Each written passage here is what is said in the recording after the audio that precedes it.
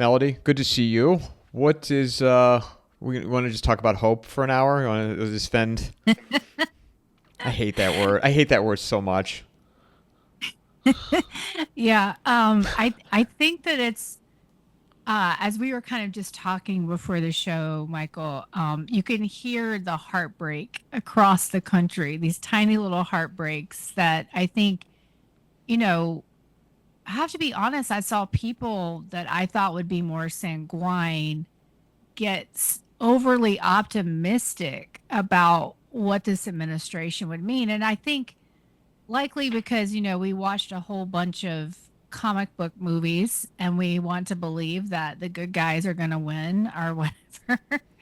But I think people forgot for a moment that this is much bigger than one person or one administration. But what do you think? Well, from the top level, I mean, you and I have spoken a bunch of times, and ironically, I get restricted yesterday on a post. I mean, literally talking. You listen to the whole conversation. I mean, we were talking about Bitcoin and Trump meme coin, and there was not, and even in that 2 minute clip I put out, there wasn't even any profanity or anything. And Mhm. you had always talked about Elon, and you were skeptical of the whole thing and the blue check, and here we are. And you saw how much he turned, with that whole controversy with the H-1B visa at Christmas. Mhm. And I don't know why people are surprised with this whole big tech.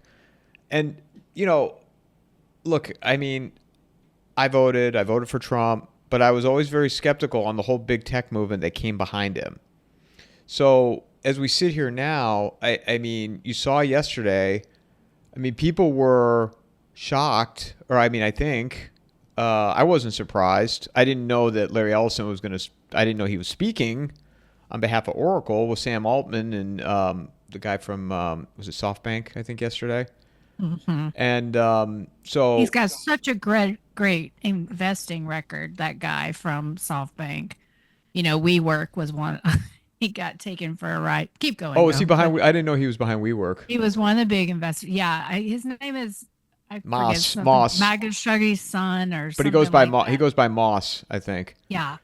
Yeah, no, you look at SoftBank, they've been behind some of the biggest schemes out there. So yeah, that doesn't give me any warm and fuzzies. But like you and I were talking about before we just got on, no regular human could keep track of all the news stories. Like, so we can't remember these things long enough before these characters pop up again. Well, and So even going back a few days with the whole, over the weekend with the meme coins, with the Trump coin and then the Melania coin that came right after. And I'm not an expert in any of this stuff, but you're seeing it. And I was watching people on X talking about the old pump and dump.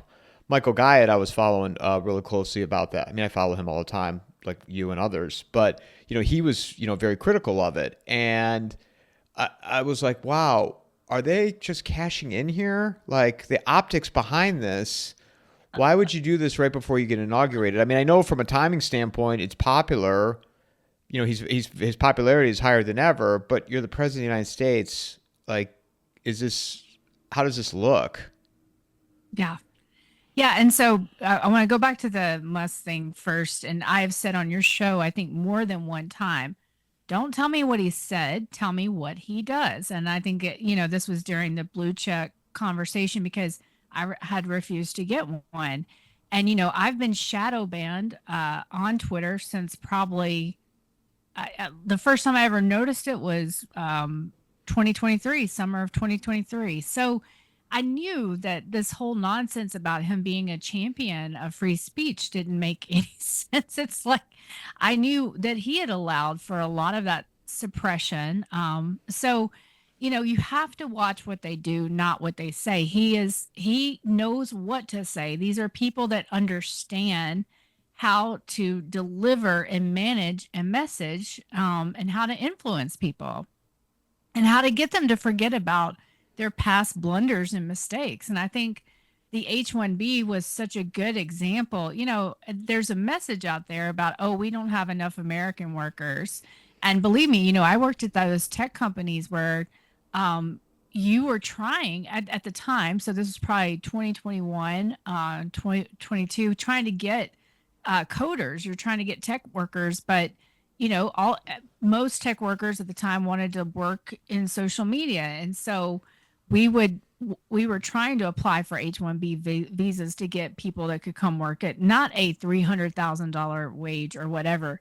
But then, we never did ultimately at any of those fintech companies. We didn't know enough people, it seems. And I think that's, where we are is crony capitalism. It's about who you know. But then when you could see that they were hiring them to do janitorial jobs and be strippers, and also that to blow the caps out of the water. This is something that I don't think anybody's talking about. If you look up the H-1B program, it's supposed to be capped at like 85,000 or something each year, and I think they approved over 300,000 last year. But correct me on those stats if you've seen other ones. But I just, it goes to, it's like I keep saying this is the way something's supposed to work, and then this is what happened. And H-1B is another example of this, where all the companies I work for, we thought we had to all follow the rules, thought there was no way, but yet certain companies out there don't have to follow the rules. So, I think it's very important when we're looking at these folks. I mean, by the way, tech is who pulled the plug on Trump the first time, right? Right. They deplatformed him. So this turnaround, you have to step back. It is very difficult to align what they're saying with previous actions taken. And I think this is the PayPal mafia. This is, big tech putting its stamp on an administration. And it's not a good thing. Because just think of it happening to your, as quickly as they're on his side, they can as quickly not be on his side. And I think a lot of big tech came out saying, well, the Democrats were out to get us. They were going to put all these controls on us from, that to me, like, we have no idea what really happened there, right? And be careful, because I think in some ways, tech is also trying to frame itself as the hero of this AI narrative.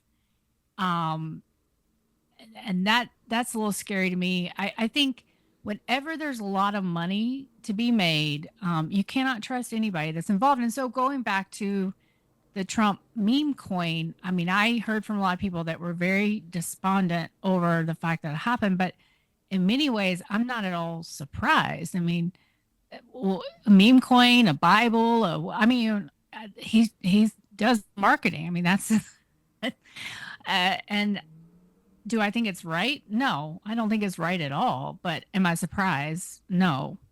So Well, and this is one of the things that Marty was talking about, and I will not put this clip up with "Money Never Dies" because that got me restricted yesterday.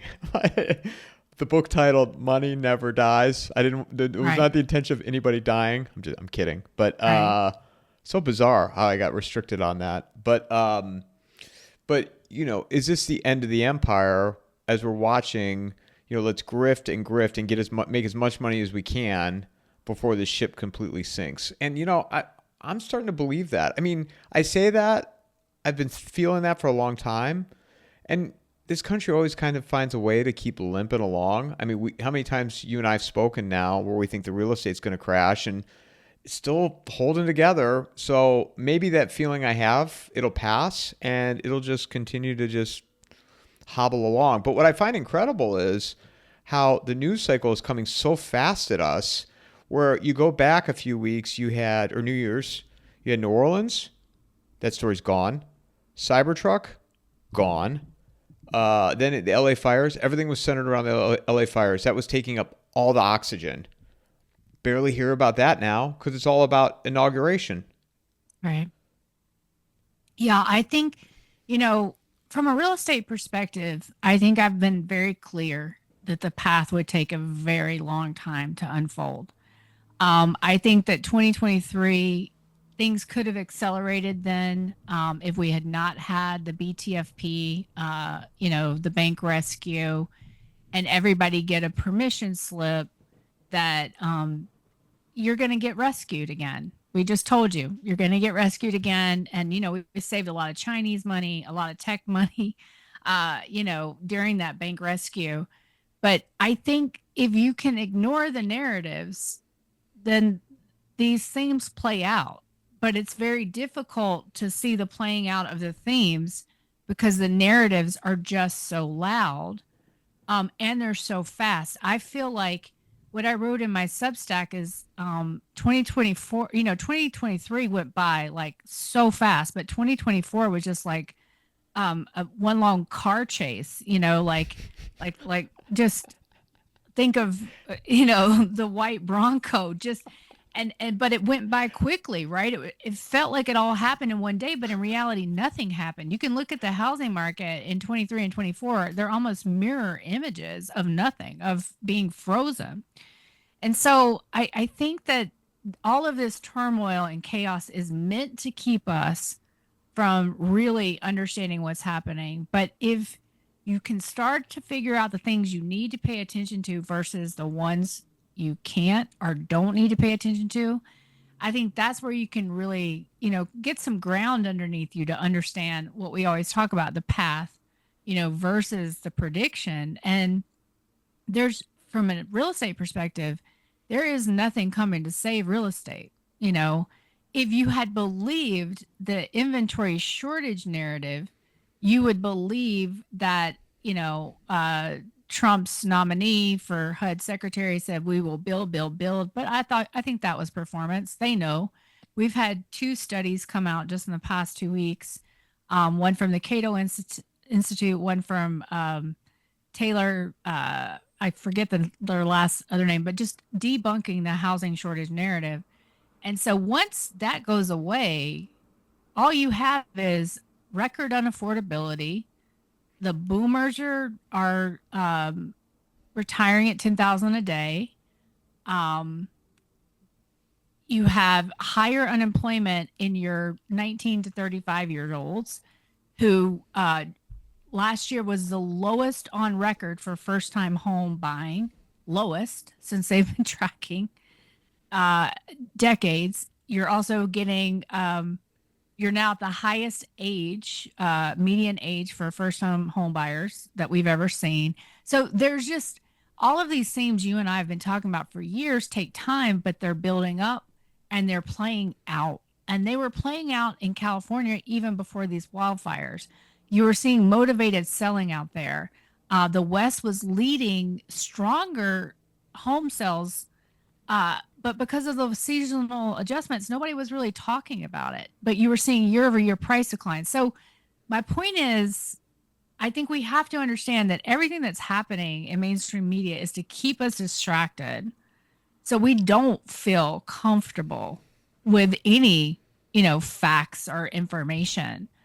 But and honestly, if you can just wipe, like use your windshield wipers, you can still see the path. And I think it's very difficult to stay grounded right now, but that is going to be my goal in 2025, is to stay firmly grounded in reality and not the hopium that is on both sides, that was on both sides.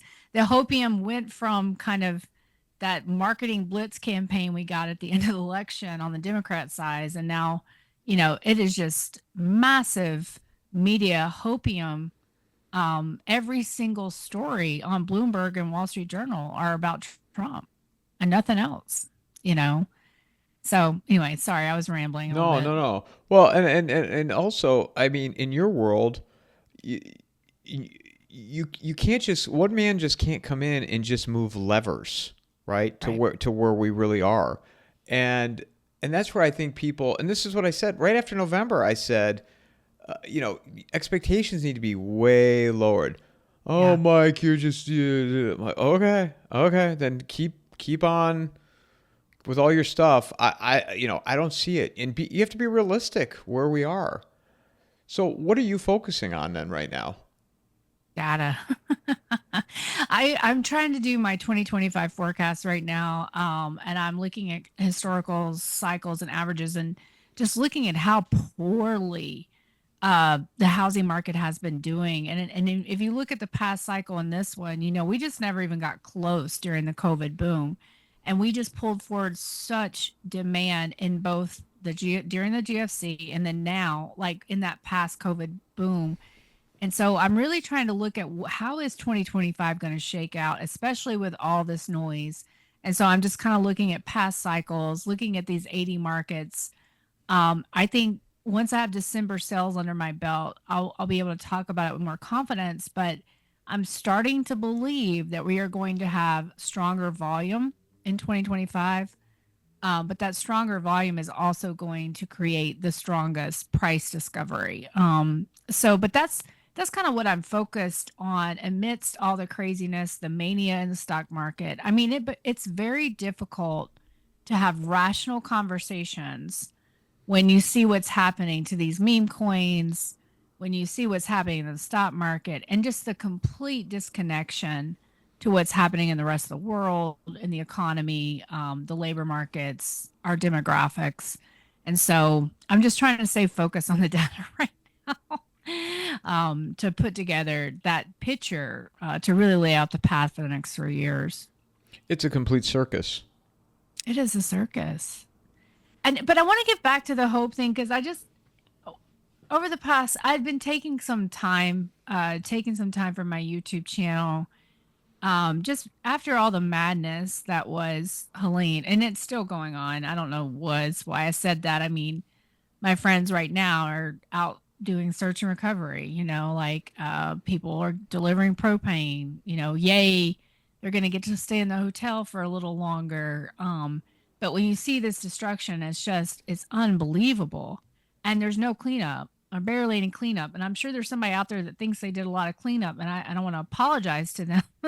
But on scale, there has been no cleanup. But I needed to take a little time for that. And what I've been doing, actually, I was listening to a bunch of your shows, just a bunch of different, commentators trying to really understand what I was thinking about 2025. And I was just struck by the people that came on your show who I would thought would be more cautious were so optimistic about this new administration and the change that it could affect. But so maybe I would love to ask you, well, what do you think what do you think all these executive orders were about? What do you think really next steps are, and how much of this is performance and how much of it is from like a true desire to want to change things? I think, well, in bigger picture, and this was what yesterday showed us. To, we're right back where we were in 2020, watching that press conference, and nothing was. Not, did we learn anything from 2020? Big tech came behind him this time around, and I'd said, why are they? But why now? What changed last year that all of a sudden they were at the inauguration? These are the same people that were pumping in millions of dollars, hundreds of millions of dollars to make sure that he didn't get back in 2020. Right. And now all of a sudden, he got in, no problem. Right. And what I find really fascinating is, some of the right media that they pride themselves on, getting the truth out. They were the propaganda behind this. Like, I'm not that smart of a guy. How did nobody else see this? Like, but what's really bizarre to me, I guess, and I'll get back to answering your question, is like people that I'm talking to that are still like, oh, this is going to be so exciting. This is going to be, the hope and change. Yeah. And I'm just like, yeah, I just don't see it. I don't see it. And I mean, if there's anything to what like Bill Holter said yesterday, and other people have said this as well, Bill Holter. I don't. Bill Holter's a precious metals guy. Okay. Yeah. But he was saying they have to crash the system in order to move this into a digital currency. But it's got to get to a place where things are so bad that you'll be asking for this digital currency to get part of your life restored. And I could see that occurring, in the next 4 years. So I think my biggest question is, I got this is going to sound absolutely crazy, but when I saw Trump come out there and say they're handing me a 1929 depression, da da da, I was like, oh, thank God. Is he actually going to? Are we actually going to acknowledge what's happening in the economy? And are we actually going to acknowledge that this stock market mania is insanity? But it went away so fast. And so where I am questioning, there were a lot of people before the election that believed that Trump would have to um, show the reality of the economy, and he'd want to do that in the first year or two because then he could spend his last 2 years really cleaning everything up and help with the midterms, blah blah blah. But then I'm now hearing from a lot of people they think that he's going to try to keep up the pretense that the economy is doing okay. What I mean, do you have any thoughts on that? And sorry, but I your guests have a lot of insight and info that you don't get anywhere else, and so that's why I'm asking you this Well, question. I find it hard to believe because you hear that argument of like they wanted to crash on his watch, and that's why they relinquished this last election.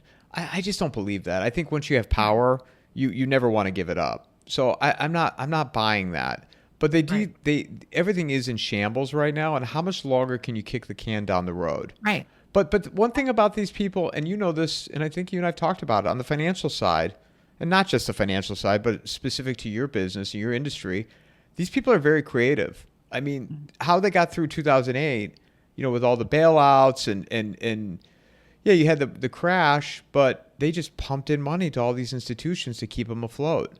So, maybe they can keep this thing going a little while longer. But I I would expect it to come down at some point during this administration. Because they have to usher in, this digital currency, and what better time? Or maybe they, JD Vance is one of their guys. I mean, you don't have to, do a little research on him to see where he came from. I mean, he's a venture capitalist. I mean, he met Peter Thiel while he was in law school. That is their guy. Yeah. So maybe the whole thing is set up to where, just succession, Trump, Vance, and you can get Vance in for 2 terms, and that's big tech's guy. I could even see, right? I had a thought yesterday or two over the last 2 days that like someone could have told. So I do believe that Trump, a lot of people called him stupid. That's clearly not the case, right? Like, but I wonder if he got some really bad advice about that meme coin on purpose, because what a way to take him out. you know, all the other things, it can't be lawfare. What if it becomes your own party? That ultimately, because there is a successor, but this really has, and I don't think we've heard the last of it or even the first of it yet, of the ramifications of this.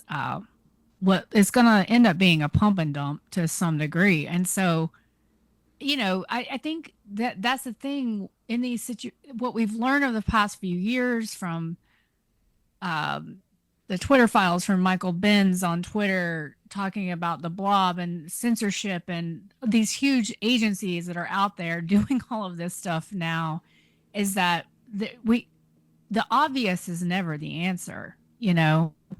And often there are multiple narratives or games being played with one event. This is something I think you're the people you talk to often talk about that, and they could talk about like perhaps the fires had more than one objective in LA, or you take advantage of a disaster. But I to me, I started thinking about like, why would you do this with this meme coin? Why would you risk it? Because I mean, it's just, it's not only bad form, but I think likely we're going to see, we're going to see lawsuits, and we're going to see this being challenged as to whether or not it's legal.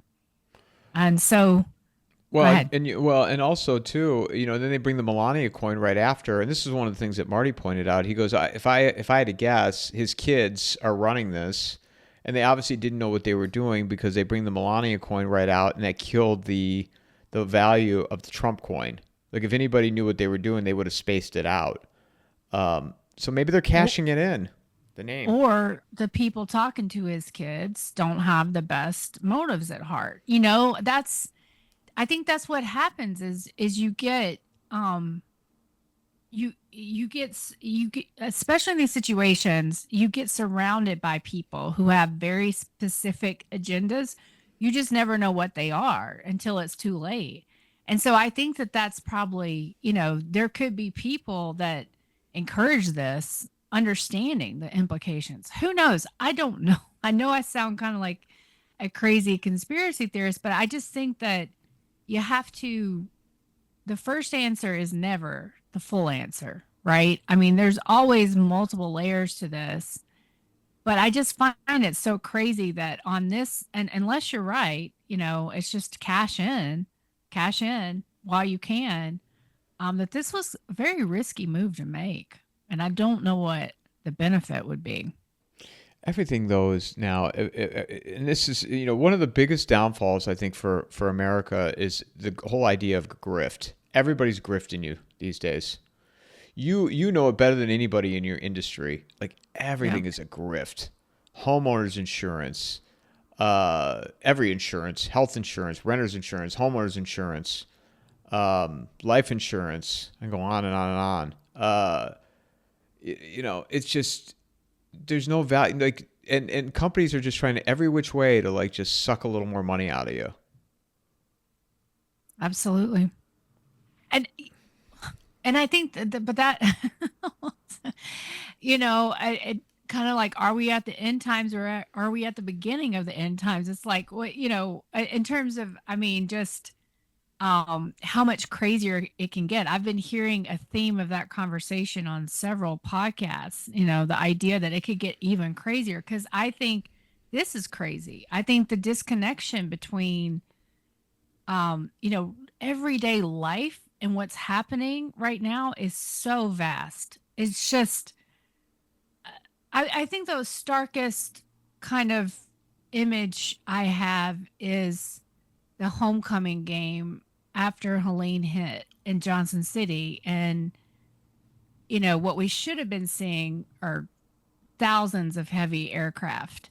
But that night, and this was probably days 3 or 4, was, one lone helicopter, one lone Chinook flying over the field, you know, and it's like our game was going on, regular life was happening.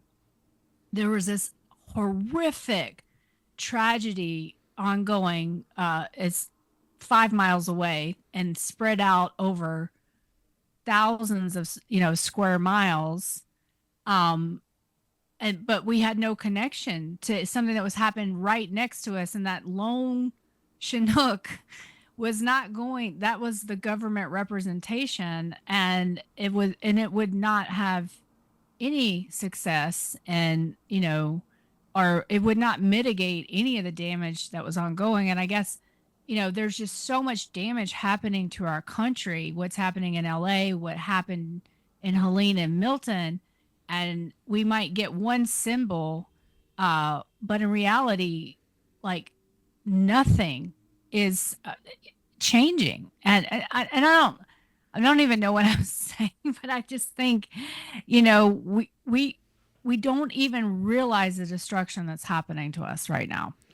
And Well, our government makes a show, but they're not doing anything about it. well, and I think you see too, and you know this better than anybody, is a stark contrast between Western North Carolina and Southern California, and how resilient those people are. You being one of them, because you live in the area.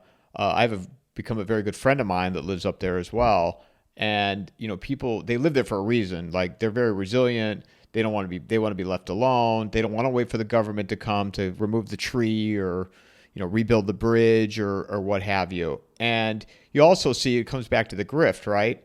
How much cheaper it is for people to just do it on their own rather than, what the government might charge to repair the bridge, or but also I think you see this in Southern California, the fragility of the system, even broader scale, shows you because every system takes a punch or a beating, but our system is so fragile that anything can derail it. And we saw that during 2020, the way people responded and reacted, right? They weren't critically thinking, they weren't using common sense. And I believe that is still there. They might not fall for that one again, but in LA right now, I mean, look at the results of what's happening. You have people there still starting fires. And you know what, talking about what I said in the beginning, that story, I don't even know where those fires are at right now. Like, are they contained, or are they still? And you So, saw the San Diego fires, right? yeah, where is that at? I haven't looked. I didn't look before you and I They're jumped just, on. I think they're like 10% contained. I think, I don't know. I don't know. Well, and also, and this is where, the fragility of the system from a financial standpoint, because if you're in LA and let's say you have a mortgage and your house is gone, you're not going to pay that. I mean, I wouldn't pay it. Don't take advice from me, by the way. You should pay your mortgage. In my opinion, I wouldn't pay it. But so what are these banks going to do with these notes? And then also, from an insurance standpoint, could this be a knockout punch to derail the financial system because of all the insurance claims? Yeah, I think, there's so many people. I love when after a good crisis, the people that scream the loudest, the earliest, never trust them. And so many people are coming out, oh, the insurance companies are going to be fine, blah, blah, blah. The fair plan isn't reserved. Yes, it is. I mean, just all this back and forth. But in the chain, so maybe it's not a big insurer. Maybe they have been able to hedge their risk, but I can guarantee you one of the instruments they've used to hedge their risk is going to blow up, and it's going to become a risk to the financial system. As well as, I think that the consumer has lost faith in insurance. And so, why would you buy health insurance? Why would you buy home insurance? Um, if you still have to pay $3,000 when you go to the emergency room for, a cough, like, why would you pay for health insurance? That doesn't make any sense. Homeowners insurance, why would you pay homeowners insurance when you aren't covered in a flood?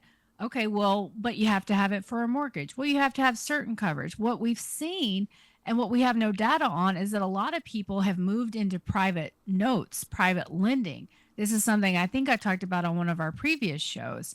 And so I think there's a whole cottage industry out there of private lenders, that are also about to be in a lot of trouble because they weren't actually requiring insurance. And so, there's so much to think about. But yeah, the delinquency is accelerating in the 7 states that where hurricanes hit, including Beryl. Asheville was like at a 2.6 mortgage delinquency, is now at 7.5 or something like that. And so, and now you take California, which is one of the largest mortgage by volume, it's number one. And all of this going on in Los Angeles, that market in many of those areas is going to come to a halt unless you're buying or selling land. I mean, these things have huge economic consequences, and it feels like no one is really talking about them. I mean, LA was already, I think, at a 5.8% unemployment rate. And think about all of those homes, the gardener, the housekeeper, the child care services, the nursery, that was down the street from the school that no longer exists. I mean, the teachers, I mean, there is just so much destruction. And on now 8 states in the country. And so I believe this absolutely could trigger some sort of credit event or economic event. And the banks, the non banks are who have done the most of mortgage lending, but the non banks get their leverage from the banks. And so I think everybody's done a lot of fancy footwork to protect themselves, like these credit risk transfer securitizations that the banks do to theoretically offload their risk on these mortgages. it's not enough. The system, as you say, is too fragile, but everybody wants to say that it's fine, and it's not fine. And so absolutely, March historically is a good month for these types of events. That's when we had the bank failures in 23. That's when we had the stock market crash in 2009. I always get Lehman and Bear mixed up, but that's when we had one of those implosions. So, I think this spring could be very interesting. The only thing that would probably slow that down and push it into the second quarter is probably all of this Trump optimism that we're seeing.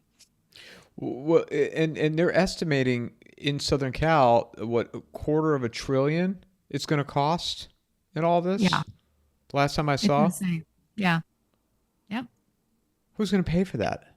Exactly. And that's the thing. It's like everybody talks about how we print money and we do all this. Well, where is that money? I mean, there's still money out there and all these COVID from these big COVID bills that hasn't been spent. California had to claw back affordable housing money to balance their budget last summer. These municipalities got something like 320 billion in these COVID bills. They're not going to have that anymore. And then you have somewhere like California where they're going to delay taxes being due. That's going to be a huge hit. I think we're about to see municipalities in serious, serious trouble. And the idea that we could print our way out of everything, I think that idea is going to be put to bed pretty soon. Well, and here's the other thing too is now as whenever they get these fires contained, when they start to rebuild, how is a regular person going to be able to? You're not going to be able to afford insurance, just like what you've talked about in Florida for so long. With this is what boggles my mind with people, Melody. Like, why would you live somewhere where there's hurricanes? Why would you do that? Like, I had a high school friend. He moved to Phoenix a couple of months after me. He moved to Long Beach, and then I forgot where he's at in Florida, but hurricanes. I go, dude. I'm talking like guys. Dude, why would you move there? Every year for what is it, 6 weeks, you're going to be on pins and needles. Do you have to evacuate or not? And you're going to pay for that. I don't understand. And same Hmm. thing with California, with LA. I love LA, like the song, Randy Newman's song. And I used to play that when I would go there and hang out, run on the beach, drink my coffee, and I would have in my AirPods, I Love LA by Randy Newman. And it was a state of like bliss for me in Manhattan Beach. But I recognize I would never live there. There's homeless all over the place. They don't enforce the rule of law. Uh, and you have this potential for fires. Hmm. But now, how are you going to be able to? How can anybody afford to live there? Why would you want to relocate there? Yeah, I don't think a lot of people are going to be able to afford to live there. And I think that a lot of people, so Fort Myers is a perfect example. You take I remember after Ian, everybody was talking about how there was going to be a land grab. Investors were, buying all the beachfront property. And I was like, and everybody was coming on TV, we're going to rebuild strong. And I was thinking, I don't see how that's possible with this impending insurance crisis that nobody was really talking about back then.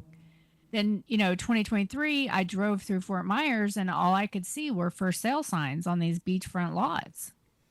And now you look at their inventory and it's skyrocketed. It's far exceeds even the GFC levels. You look at their sales down significantly year over year, month over month, prices down year over year, month over month. I mean, they are in serious trouble with a ton of inventory because what they did is, everybody saw this rental demand too, because the people that were displaced from their homes needed, somewhere to stay. So they went and built multifamily. They built for rent. They built single family, and they went completely bananas. And now Fort Myers has the highest apartment vacancy they've ever had. I mean, people just don't think, Michael. They latch onto some narrative and they just want to ride it all the way to the end and they don't learn until they've gotten burned. And it because, quite honestly, it's crazy to me that people haven't. You would think they take this Florida situation and they could look to California and see something a bit similar, and they can't see it at all. The not in my backyard. And even my friends who very confidently said they were going to rebuild, that's starting to change. And I think the idea, and this is something, the reality of like when I lived in New York during 9/11, how hard it was to live there. The smell from the towers for 6 months, just the burning, the being evacuated off the subways, the having to see a guy with a machine gun, show him your driver's license to get in your neighborhood. These things, there's no infrastructure left, right? There's nothing like, are you going to be the first home rebuilt on the block and then your life for the next 3 to 5 years is just construction? And but what about the infrastructure? What about, the sewage? What about the public services? What about the schools? Like, this is going to be so difficult on people, and many of them are going to pack up and go home. I think it was Rudy who shared a study in one of his last Substacks. I believe it was a fire in Palo Alto or somewhere like that. And I think they said something like only, gosh, it wasn't even 25% of it had been rebuilt, and the fire had happened several years ago. I mean, so maybe it was Santa Cruz. I can't remember exactly. But so the point is, I think a lot of people won't rebuild. And I think, and people were already leaving. I mean, California already had net negative demographics. So, without thoughtful planning, I think those cities are going to be in trouble for a long time. So what do you think will happen then if they're not gonna if people are just gonna pack up and leave? And what so do you think they'll get lowballed by like investors or venture capital? Will they get pennies on the dollar what their land was worth? I just question how many of those people are out there that have that kind of capital that want to deal with the red tape in California. Because no matter what Newsom signed to say, we're going to, expedite this, anybody that operates, because I have clients that operate in California, are going to tell you it does not matter. It's still going to be a nightmare. I just don't know many who have that kind of time horizon anymore. Um, and so maybe there's somebody like locally to LA that wants to do that and has the capital. But right now, Michael, I don't think there are a lot of people that can get the leverage they need to make those purchases because they don't have the cash. These private equity firms are all highly, highly levered, or and even private credit. So it's just, I think, I don't know how many of those people are really out there. And if they're out there, why don't they care about Fort Myers anymore? You know, Los Angeles is Los Angeles, has a very different vibe, but you look at the entertainment industry, that's dying, right? I mean, big studios they've been moving people to Atlanta and other places. New York has huge studio. I mean, so LA has been kind of on the decline for some time. Then you bring in AI, which can do a lot of the marketing, writing, things like that. Um, and of course, it just feels like they haven't really been able to bounce back since the writer's strikes. Like, what does LA have out there, and who's going to save it? And are there not other places that it could go? And I also think if any of your not your listeners, but your the people that have joined you on your podcast, the things that they talk about, like, we're Hollywood could be in for a real unmasking here in the near future. And if that is the case, who's going to fight for it? You know? So it's a fascinating question for me of what that city will turn into. You think about San Fran and it was the railroads, and then, now it's technology, but what is LA? What is it going to offer kind of um this country in the next 10 to 20 years? And I think something you said earlier in the podcast about, we keep figuring out ways to do okay. I think our geography in the United States is why. I mean, we have so many natural resources, not all the rare earth minerals we may need, although, we're definitely going to try to figure out where they are. But we just have so much fertile soil, water. I mean, in many areas across this country. And so I think that is why we have done better than many nations, and it's something in our favor despite all of the madness from our political system right now. Yeah, they're still, in Phoenix, they're still building apartments like crazy. I mean, it's unbelievable. I mean, I see them clearing out more land, and I'm just like, who's going to pay for this? And I ran into a guy. I know he has a couple of restaurants here in town, and he didn't say it directly or anything. And these are pretty well known places, and it seemed like it was my perception was it was a struggle. It's a struggle. And, now January, February, March, I would say part of April that's the time to make money here. You got Right. Barrett Jackson is a big car auction that's going on right now. Beginning of February, you have the Waste Management. It's a huge golf tournament. They get upwards of 100,000 people a day going through it. And then other stuff going on in February. But then March, end of February to the end of March is spring training. So Yep. you've got people coming from all these cities in the Midwest that are coming down here to, for spring training. But then you get into April and you get into May and then the summer and it's just dead. So, Hmm. there was actually a post that he did saying the first few months of the end of last year were starting off slower than expected. And I just look at especially restaurants. I mean, the costs, the labor costs, food costs, because your rent hasn't gone down. How are these businesses surviving? But they just keep building these. They're like 15. They are 15-minute cities. It just is so shocking to me because we've been talking about that complex that's being built close to you for 2 years, if not this. So yeah, 2 years at the Omni or whatever it is, or what is it They're called? The one that's they're building another one right, about a half mile from me. right. The Why am I blanking on the name of it? They have one in Carolyn, which is in North Scottsdale, and then they have one in Fashion Square, downtown Scottsdale, and now they're building another Optima. Optima, Yeah. yeah. And so, when I was there, I could not believe, and that was March of 2023. I could not believe the amount of multifamily. I could not believe the amount of single family, like going out to Surprise was just like, no one's going to buy all these homes. I mean, already on the west side, you saw the infrastructure of a basketball court, the name of the subdivision, but that had been shuttered. And so the fact that they are still building, Michael, I totally blame the BTFP and the bank rescue on this because honestly, if that hadn't happened, I think people would have realized like this makes zero sense.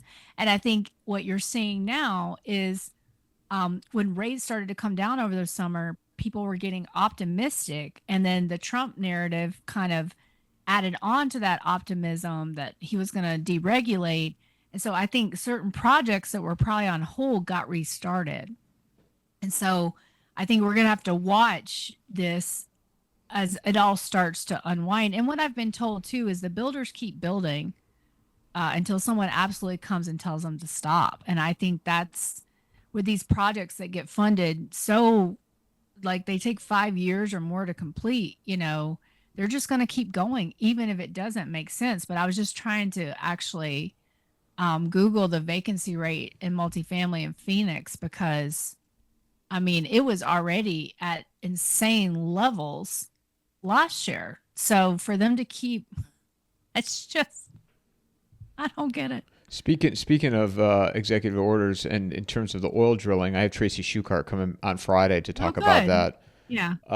But the other thing is too, I have family in Las Vegas, and my uncle was telling me Las Vegas, they're building these apartments too. Oh, yeah. I mean, I drove from Phoenix to Las Vegas, or I can't remember, Las Vegas to Phoenix.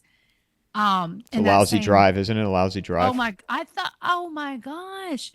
I had just rented a normal car, which I thought would be fine. What I didn't realize is that I would be dodging potholes the size of my, head. Like I didn't think I was gonna make that car was gonna make it in that trip. But yeah, but when I saw Las Vegas, what they do, so much of that 55 plus housing, and this is what they do in Phoenix too. They put them behind those huge walls, so you can't really see what's happening behind them.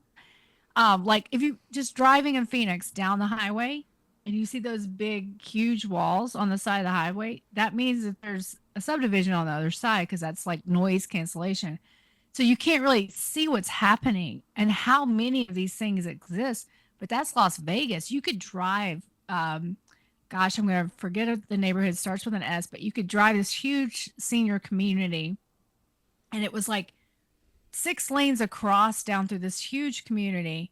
There were no cars on this road, of course. And I was there during snowbird season, in Las Vegas. So what happened is a lot of these seniors also bought these homes to do long-term rental and short-term rental. And then they also up near the canyon were building all of these built for rent single family rental as well as the multifamily. And I have been waiting for both Phoenix and Las Vegas for those what I saw with my eyes to show up on the listing sites. And it is just now starting to happen. And we're going on in March of this year 2 years, Michael. So it just tells you how much narrative has been winning this battle. But at some point when they cannot extend and pretend anymore, it is an inevitability. And I think these two recent studies talking about the fact we don't have a housing shortage are timely. And I think people are going to be waking up to this reality this spring. Isn't Darth Powell was talking about? I love Darth Powell. He's one of my favorite handles to follow on X. Yes. He or she Yeah, gets he so was. fired up. Whatever. I don't know if a guy or girl, but he or she gets so fired up. I love it. He's hilarious. And he's anonymous, so he can say whatever he wants to. So, but yeah, he's hilarious. And it's funny too, because on Twitter right now, you're seeing a lot of these bullish operators have to admit like they're getting floored by some recent thing that's happened that we all predicted. And I mean, he's just going after them, and it's really funny. What are you hearing about rentals? Across the board. Rentals. I think so rents coming. I think the National Multifamily Housing Council came in and said rents were down this month.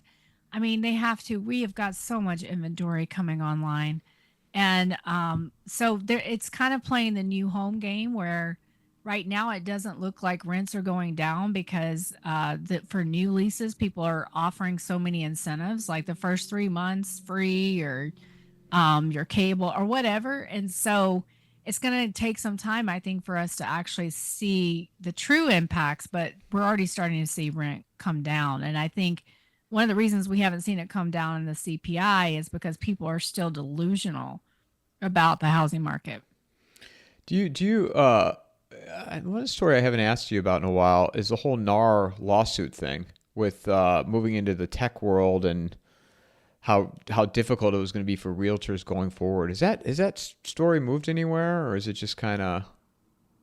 I think that so I have to be honest, I see it more as I saw it more as a technology play coming in. And so I haven't been following it as closely, but I think didn't the Supreme Court just strike something down where I think they were trying to get uh, they were trying to shut down the DOJ investigation, and I think the Supreme Court just made a decision, but I can't remember because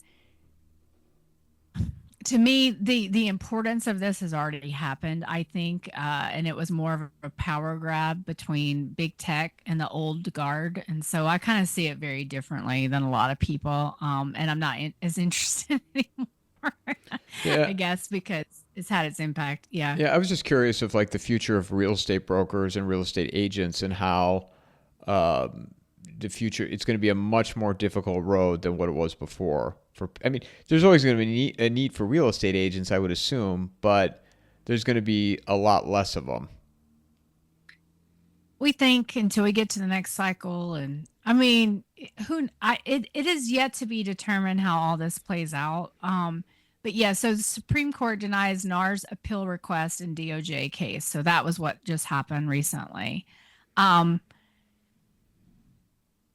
it just like we talk about AI taking jobs, right?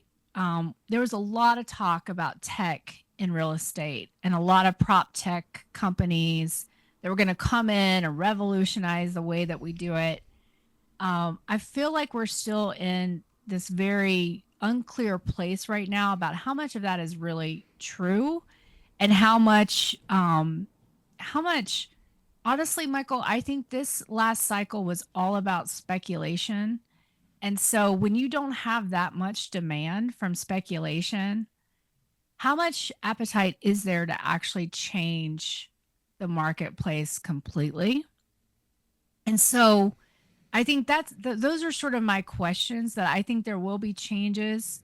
But buying and selling a home, at least right now in this environment, is such a personal, it's such a big investment, and it's so complicated that I think that you are going to want to have a representative for some time. Um, that nobody's figured out how to break the code on buying homes through prop tech or fintech or any of these different. I mean, they're all failing. So I don't know exactly what it means right now. It just looks to me like what we call Lumi on Lumi violence. You know, where the biggest lobbying firm is having a little bit of a beef with the DOJ, and I don't really know why. And I don't know if it has to do with that big battle with. I saw big tech really wanting to get into real estate because when you close a loan, you have more data on that individual than you will ever get in any other industry. Healthcare, maybe, but in healthcare, you get maybe some information on their health. But in on the mortgage side, you know everything about their credit, their buying preferences. You could sell them a whole bunch of products, and I think that's where tech really wanted to get in and elbow their way in. And I think a lot of that has to do with why this lawsuit got this far. And so it kind of remains to be seen what happens from here. I know I'm running out of time here with you, but what are you, for yourself personally, what are you focusing on as we go into 25? What are the secrets, Melody? Give us the secrets. Give me the secrets. I don't care about anybody else. I think the biggest secret is stay sane because, I and I mean, know this is a different answer, but go ahead. What were you going to say? Bitcoin, gold. I'm shaking my head for those that aren't watching, but it's hard to say. You know, to me, I want things that I can touch, and I want to know that I have the skills that I need to survive if I encounter um, a dangerous situation, which happened to me over the summer. And I didn't have power. I didn't have cell. I didn't have a government response. And so I'm just focused on how can I protect my family in times of disaster. And this is kind of a disaster that we're living in.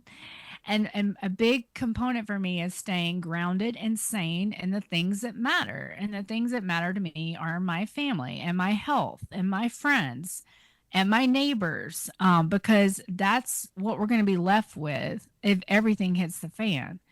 And I think we're seeing, huge swaths of the American population wake up and say, oh my gosh, this is not the country I thought I lived in. And for you now to have a huge democratic component as well as this very red area here, but also Asheville was blue. It's both sides of the aisle now.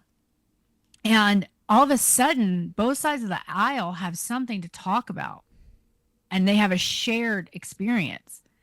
Watch out. I think this is going to have blowback in ways that people don't quite understand.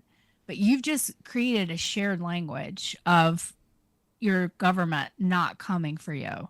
And now we'll see what happens in the early, in if Trump kind of gets more aid or relief. But I think the shock, the wound is enough. I mean, these Californians are going, you know what? I may have voted for these policies, but oh my gosh. I mean, when you watch the video of the guy in Pacific Palisades that stayed back to, I mean, he literally fought his own fire. He said there were no firefighters anywhere, nowhere. They could not be found. I mean, if this is the way that we all have to live and operate, you're talking about not just the employment social contract being broken, but really the contract that with our government that they're going to protect us in times of need. And when that starts to happen, and it crosses those political camps, that can take very interesting turns. And so I'm watching these disasters, and because I think that they mean more than what people are comprehending right now. But what I would say for 2025, and I kind of said it in 2024, is you have to stay grounded and sane and realize that they are trying to distract us from focusing on the things we need to focus on, and that is how do we protect ourselves? How do we protect our families? How do we feed ourselves? How do we shelter ourselves? And do it so in a way that makes sense. And buying insurance and things like this are starting to not make sense anymore. And by the way, people who have paid off their mortgages for 60 years have now tax bills that are like mortgages. That doesn't make sense to them. Like lots of things are starting to just not make sense. And I'm sorry that was a really long answer, but I think the unraveling is going to be very hard for people this year. The unraveling of accepted truths about our society and our government. And I think that could be, this could be a real wake up moment, or we could ignore it like we've done at critical times in the past as well. But I kind of am feeling like we are starting to wake up. Go ahead. No. I finish your thought. No, that's it. Oh.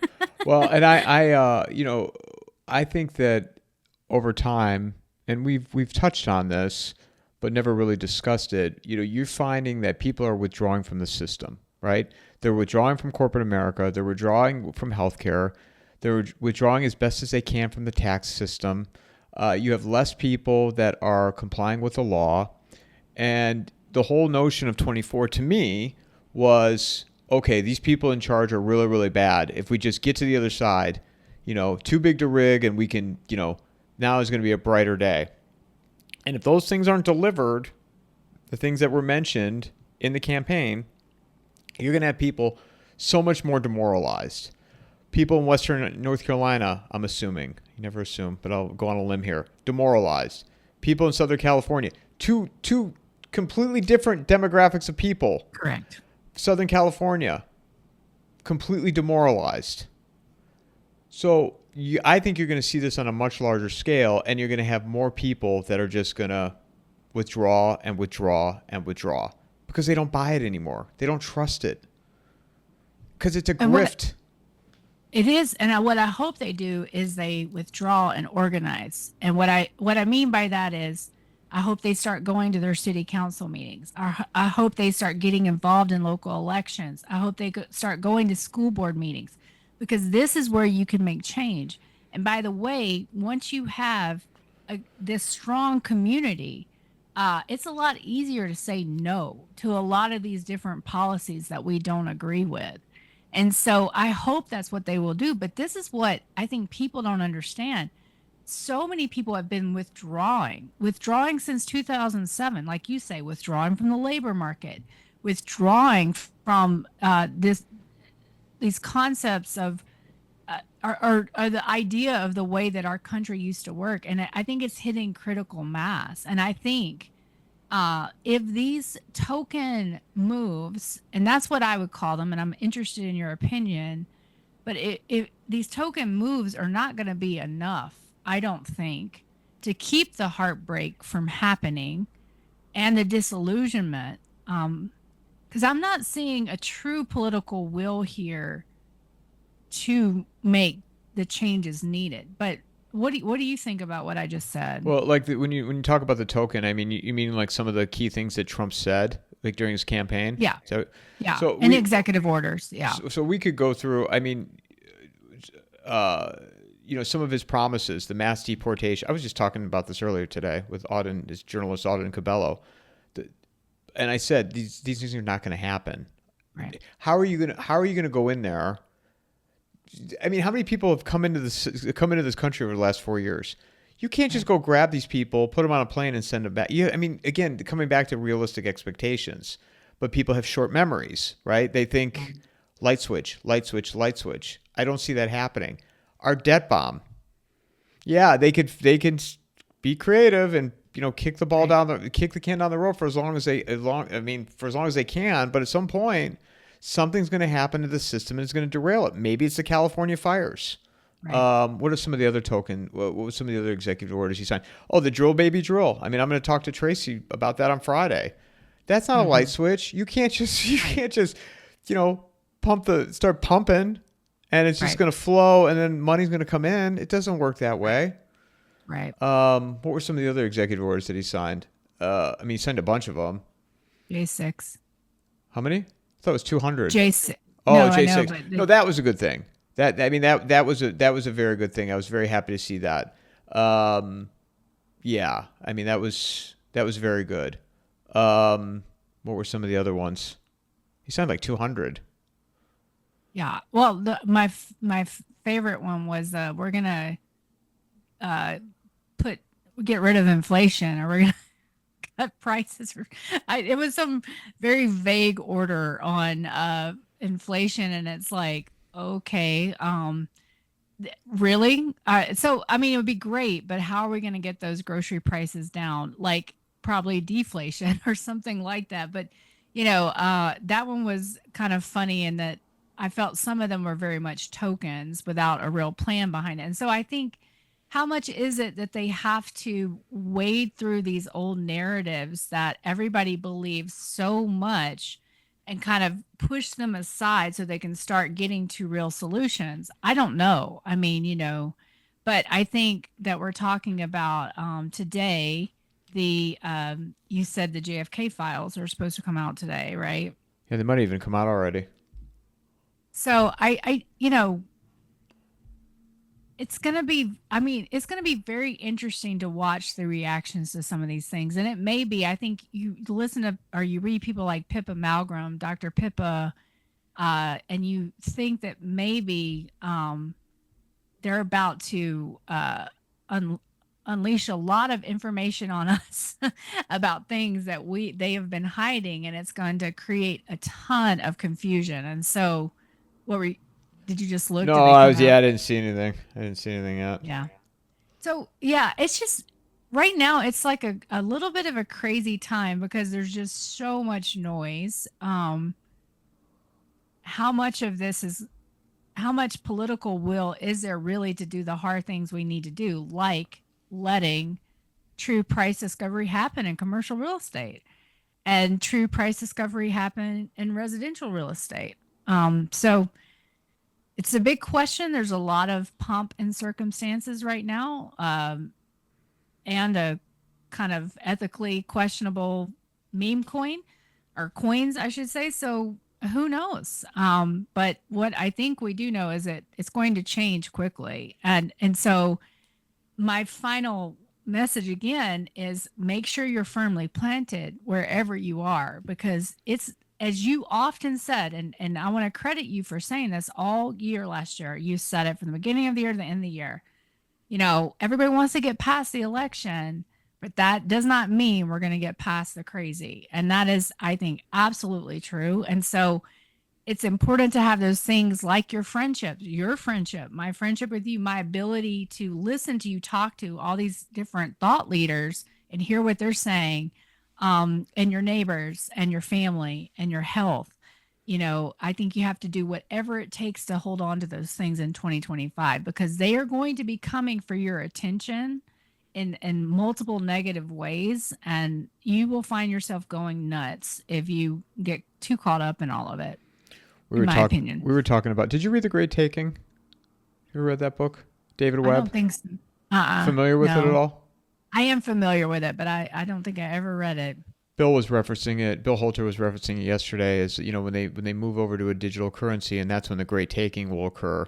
And I actually have David Webb coming back. He was on a few months ago, but he's coming back again next week to talk further about it. And yeah, I mean, there's just the thing I'll say about, I wish none of this was happening, but it's providing so much opportunity for so many conversations. I don't mean to laugh, but in this space, the space you're Yeah. in, the space I'm in, Jack, Travis, Dave Collum. I mean, Dave, Yes. I mean, there's just so much. There's so much to talk about. It really is. and it's really wild. And I think it is a fascinating, I think you said this on one of your shows, but I believe this too. It's a fascinating time to be alive. And I mean, this is it is, if you can stay grounded, it is going to be one interesting ride over the next several years. Where can people find you? So you can find me on X Twitter at M3 underscore Melody, Melody. M3 Melody Substack is where I do and publish my research. M3 Melody YouTube. I've been taking a little bit of a break, but hope to be back there in the next couple of weeks, giving my market updates, as well as I do a series called The Forgotten American, where I sit down with normal, everyday Americans and just talk about what it's like to be living in these times, which is bananas. So, Melody, as always, I enjoy these chats. I think it's so much better that we do this and we grab the recording rather than talk on the phone for 2 hours. But I like talking to you on the phone too. But it's yeah. every time we hang up the phone, I'm like, oh man, I would have loved to got this on a recording. Exactly. But thank you so much, for your friendship and for having me. I need these talks because if you just sit alone with these thoughts, sometimes it can be a little nutty. Well, and it also, I know we're ending, but it also, are you finding it more difficult? Because I am, in terms of having the relationships I had with normal people, everyday life. I find myself getting so annoyed anymore. Not all of them, but some, like, I just can't, because like what they think is like problems. I'm just like, you have no idea, like what difficult is. Are you finding that? Yeah, I think you live on different levels of and like there are very few people I can just talk to about this kind of stuff, and they want to talk about things that I find often very boring. But it. But at the same time, too, a lot. I think it's important to try to keep some of those relationships because you have to be grounded in the reality of your job. As right now, my job is actually to take care of two other humans, and so I have to stay grounded to do that. So I feel the way that you do, and I often feel like I used to just sit with family and kind of disassociate because I just, didn't think they were interested. Now I really do try to talk with them about the things that they're interested in and participate in the conversation, and give some little tidbits. But, I don't often get to share exactly what I'm thinking with most of the people around me. In fact, there's only a very small handful of people that I can do that with. They can't handle it. People can't handle it. No, and some of the people I love the most can handle the least, and that is such a hard place to be in because you want to warn them. I mean, you want to tell them, but they can't even get to the first part of the conversation or the understanding. And um, I have doctors in my family, and we can just leave it there. And I there's certain conversations we just can't, and I just find that so depressing. So It's a blissfully unaware. Same thing. I have family members that still, they believe, government, government, government, government. Now we weren't even communicating at one point, and we are now, but it's still one of those kind of uneasy subjects when it goes to a certain direction. It just, but it's blissfully unaware. Everybody lattes and yoga mats. right. But it's going But to I end think they soon. don't. I think even those that are getting their lattes and yoga mats now though are stressed. Like they're really stressed. And sometimes they don't know why. But I think even those in the top 10%, 20% are starting to get really stressed because the country is getting stressed. And so they may be, so this is what I would say. I think that maybe in the early 2000s, they were blissfully unaware. I think now they're agitatedly unaware and they don't know why they're so agitated. It's more of, I think, the new vibe. Because things, I mean, for people like that, they're off. Things are just off. Things don't feel Off. normal. Right. But they don't know why. No, they Right. don't want to know why. But at some point, you can't avoid this forever. Yeah.